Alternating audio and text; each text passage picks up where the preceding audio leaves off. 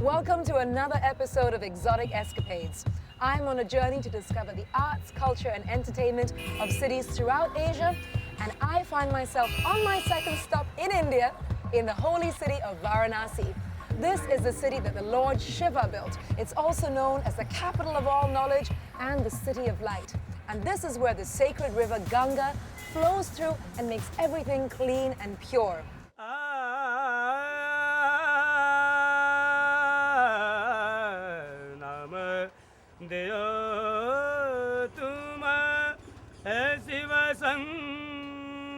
Varanasi, locally known as Benares, was already called the ancient city when Lord Buddha visited in 500 BC, and today it is the oldest continuously inhabited city in the world. For thousands of years, Varanasi has been considered the heart and soul of India. Some of the greatest philosophers, writers, artists, musicians and poets have come from Varanasi. It contains a rich and original variety of art and traditions and represents the changing patterns and movements of the country's history. So no wonder Varanasi is always referred to as India's cultural capital. Even though Varanasi is famous for its religious, artistic and academic pursuits, don't count out the colourful markets with lots of exotic things to offer.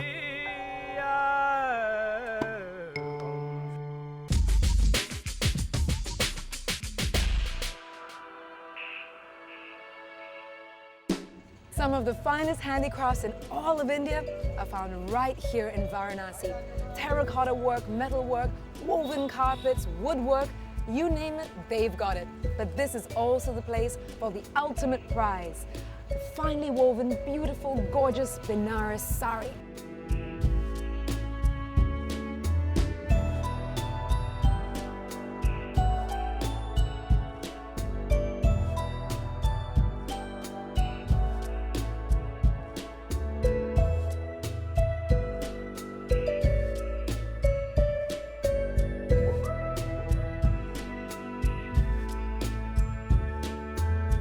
While many crafts are represented here, the one with the most famous reputation is silk weaving, and in particular, the lush, hand-woven Banarasi sari.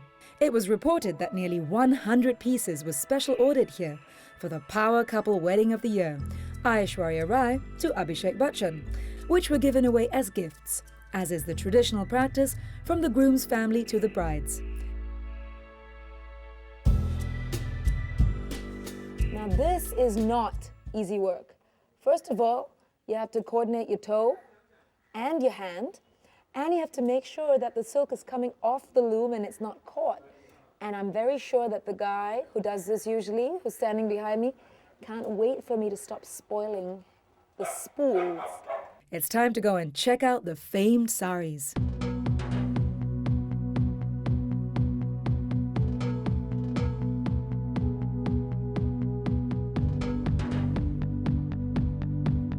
Look at this. Oh my God. Yeah, see. Wow. That's so beautiful. This is the pallu. The design name is Ara. Ara. Ara, yeah. When you wear it, this part will come over your head. Okay. This is the beginning, you can see. This small things you find in the middle of the sari that we call the booty work. Booty work. Yeah. Okay. I will show you another one. Yes. Okay. More. So this is the paisley. This is paisley. It's softer. Yeah, it's softer. But like, oh wow. So this is, ma'am, wedding sari, full of work. That is beautiful. Yeah, really, it is a beautiful one. See this one. Oh wow. So after the finish this weaving, they just give order to the expert one. They mix with a needle one that we call embroidery work. Wow. See this one, really the special one. Oh wow. Now this style is completely different to everything else. Yeah, everything else. This is the special one. What do you call this? This is cut work. This looks very modern. Yeah, this is really modern for the young ladies. They want to wear like this. Like me? Yeah, definitely. It would be so hard to choose this one, or this one, yeah, or this one, or that one. Pink I one. love this. Look at this. Oh my goodness. This is love. And then I like this part here as well. How long would this take to make? Around, I think it's more than 2 months. Wow.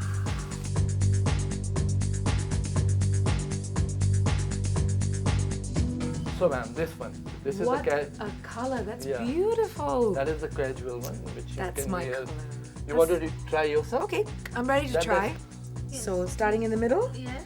Okay, tight all over. Yes. Done.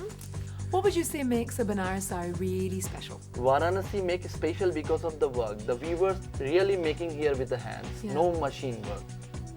We call that the border. The border of the The sari. border of the sari. This shows it is from Varanasi.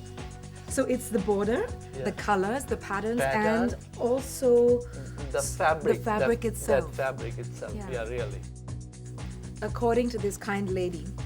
If I do it a couple of times, I'm going to get it, but I think it's a bit of an art form, and I'm not very good at it. In it goes. Yes. Just finish. Perfect. Wow, now I'm really ready. I have the ultimate sari, the Banaras sari. Now I know what it is, how to spot it by its border. Look at this. This is what people come to India for.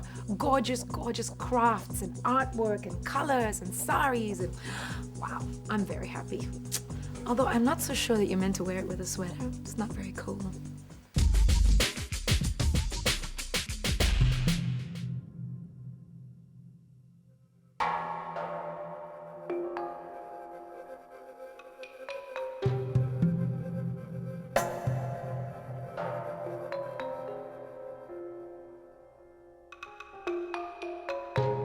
Well, what's about to happen here is an evening puja. This is to give thanks to the holy waters of the Ganges by the people of Varanasi. A grand event attended by tourists, Varanasi residents, and people from all across India, many who have traveled miles to be here. The evening puja happens right on the banks of the Ganga River, on the main Das Ashwamed Ghat. This is where Lord Brahma performed a puja along the Ganga, with an offering of 10 horses. Under fairy-lit canopies, with candlelit offerings floating along the river in the distance, the effect is magical and moving all at once.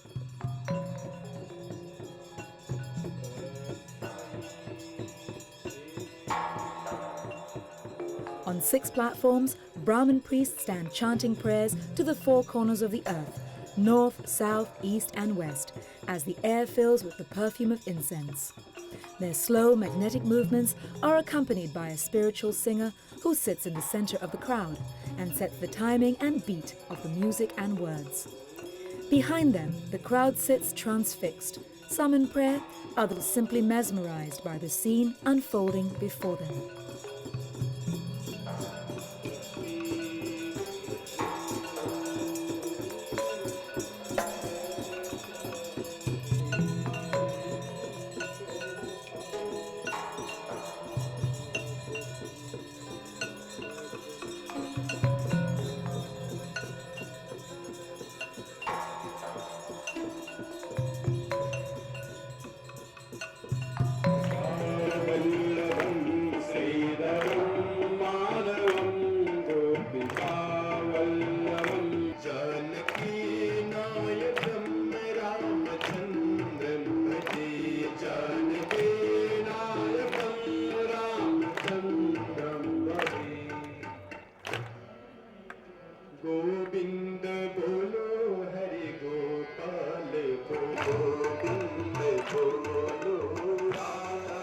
It is in India that the simple act of worship becomes a gorgeous, beautiful occasion, celebration, music and song and clapping.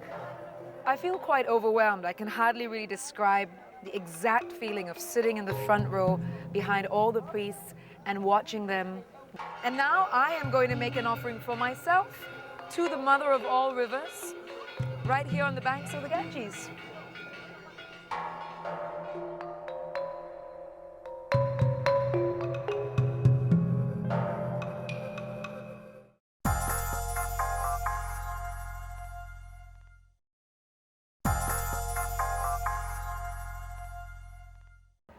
Varanasi is a real mosaic of an Indian city. It also represents this region's real cultural diversity. You have people coming here from everywhere. It is a really charming, old school sort of city, passionate, carefree, but yet at the same time intense and very spiritual. It is also modern India and ancient India coming together. And it is the most important center for the learning of the Sanskrit language.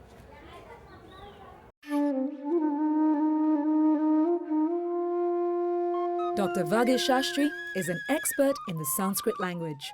He is a linguist and ex-director of Sampurnanda Sanskrit University's Research Center in Varanasi. Today, he is the director of Vag Yoga Kundalini Meditation Center, where daily classes in yoga, meditation and Sanskrit take place with lots of international students attending from all around the world. Even Madonna is said to have attended a one-week course here to learn how to pronounce Sanskrit language so she could use it in one of her songs. Sanskrit language is music language, and you can make many musics from Sanskrit. Every word, if you chant, pronounce. So if you say Mahabharatam, every word musical. Ramayanam, Ramayanam. So Sanskrit is not a spoken language now. But Sanskrit words spread in all provincial languages. So without Sanskrit, no way. Philosophy is composed in Sanskrit. Yoga Sutra composed in Sanskrit. All ancient subjects composed in Sanskrit. Without Sanskrit, no way. Ayurveda composed in Sanskrit. Dr. Vagesh started to write essays in 1954 when he was only 20. He has written nearly 50 books, most of which are about Sanskrit. Since 1970, he has edited more than 300 Sanskrit manuscripts and invented a unique technique for teaching called Vag Yoga Vidhi, a mnemonic method to enter into the soul of words and to teach Sanskrit in the shortest possible time. I found this technique in meditation. Many years. I was thinking how to make Pandyan grammar easier. People learn this Pandyan grammar within 12 years. So this technique is dependent upon natural law. As nature moves, sun rises in the morning, sets in the evening. So this is natural law. Vag Yoga means not Sanskrit technique, but also Kundalini meditation technique. So Vag Yoga technique, when you take your gross breathing to the heart and from heart to navel chakra, so you find Sanskrit. And you dissolve this chakra sound to para, below the spine. This is Kundalini place. So you find reality. You found yourself, and you find energy move from here, third eye and over your head. So it is called Kundalini meditation. Human beings become superhuman being. Wisdom awakens. Dr. Vagesh Shastri is not only a distinguished scholar, but also a very charismatic character, full of life and enthusiasm about poetry, art and music. His charm and happiness is contagious to everyone he meets.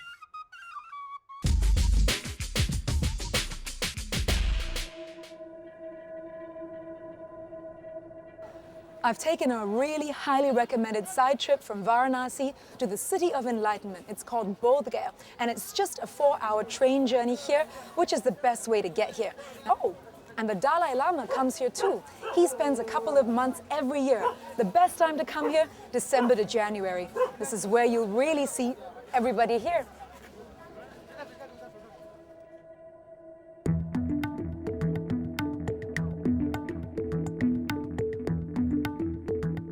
Bodh Gaya is the place where Buddhism was born 2,500 years ago. Renouncing his royal heritage, Hindu Prince Siddhartha eventually came to Bodh Gaya, looking for a quiet retreat and to meditate. His quest finally ended at dawn on a full moon day, when the daughter of the Sujata village chief brought him a bowl of kheer. He left the village and returned to sit under the Bodhi tree in meditation for 3 days and 3 nights, achieving enlightenment and thus became Buddha, the awakened one. 250 years after the enlightenment of the Buddha, Emperor Ashoka visited Bodh Gaya and founded a temple here in keeping with the significance of this place. Mahabodhi Temple is the most sacred site for Buddhist pilgrims, and in 2002, it became a UNESCO World Heritage Site.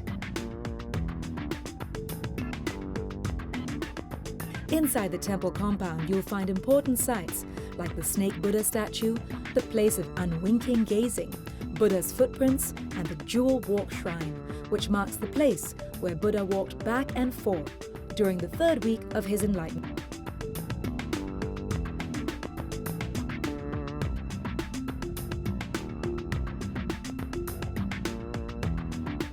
The river Niranjana and the woods around Mahabodhi Temple are where the scenes from the life of Buddha occurred.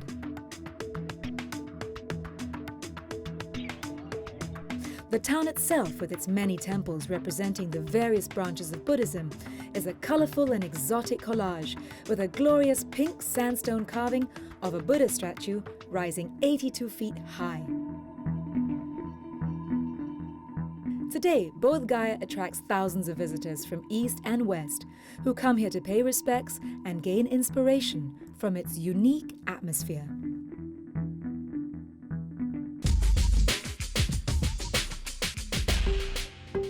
Another must-see place in Bodh Gaya is the Nalanda University ruins, once the largest residence of learning in the entire ancient world. Located around 80 kilometers away and easily accessible by road, it is also a significant World Heritage Site. And with support from Singapore, Japan, and other countries, India's ancient university, dating back to the 5th century BC, may again be restored to its past glory as a primary seat of learning in Asia.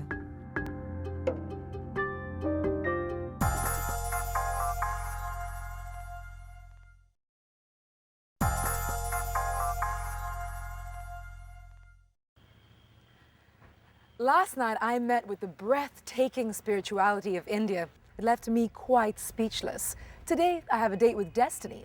I'm going to meet a man who could very well show me how to read the future in the palm of my hand.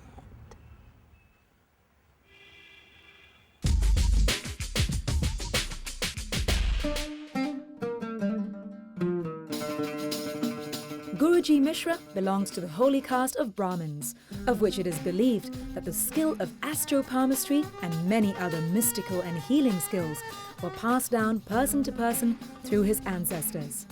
The ancient knowledge of palmistry is a mystery to many, but for Guruji Mishra, it is an important component of his life, where he examines the features of people's palms every day in order to advise them about their health, work, and love lives.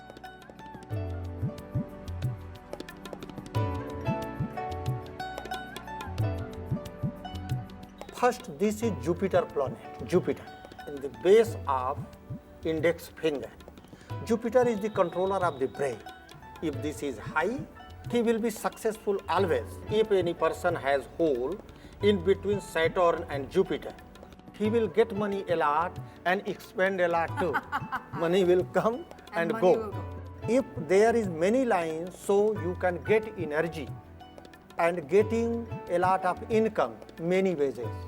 This is the sun planet. If this is up, person can be angry minded. This is the income planet. This is a very important planet. Very important.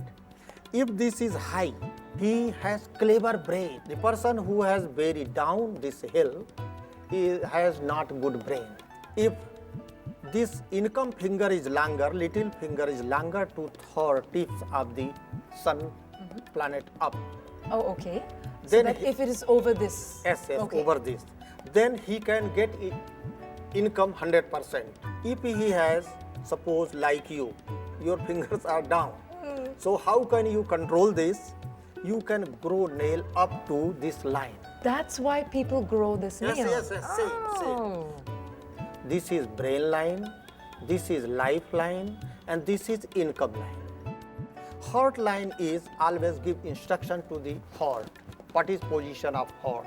If heart line is fresh, good, neat and clean, so person has very good health, very good heart.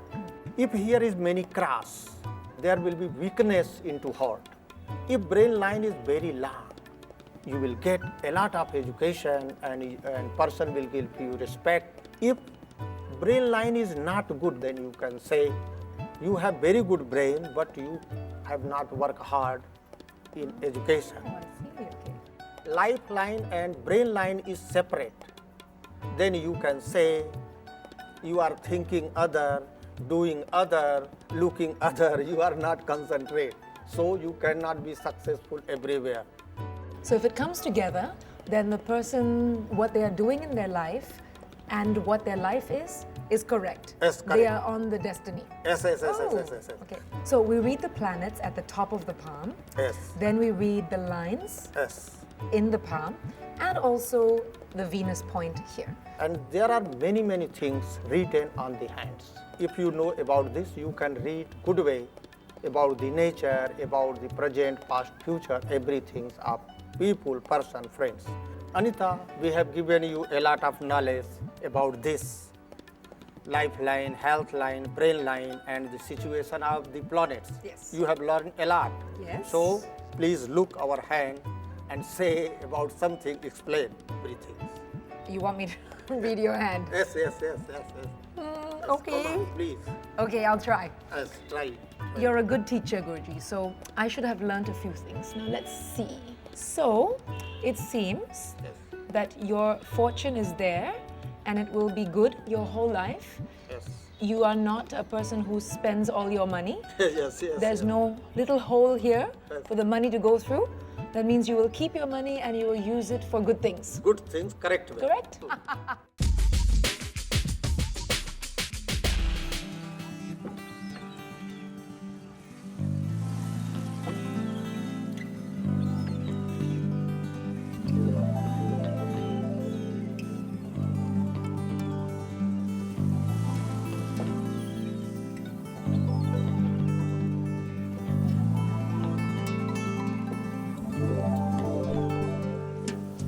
It's an incredible experience just being here on the river. I got up at 4 a.m. in order to catch this beautiful sunrise, to get onto one of these flat-bottom boats and to peacefully cruise down the river. That is Varanasi. It captures your attention and your heart. But I have to bid a fond farewell and a namaste to Varanasi because my next destination awaits. So till the next episode of Exotic Escapades, safe travels.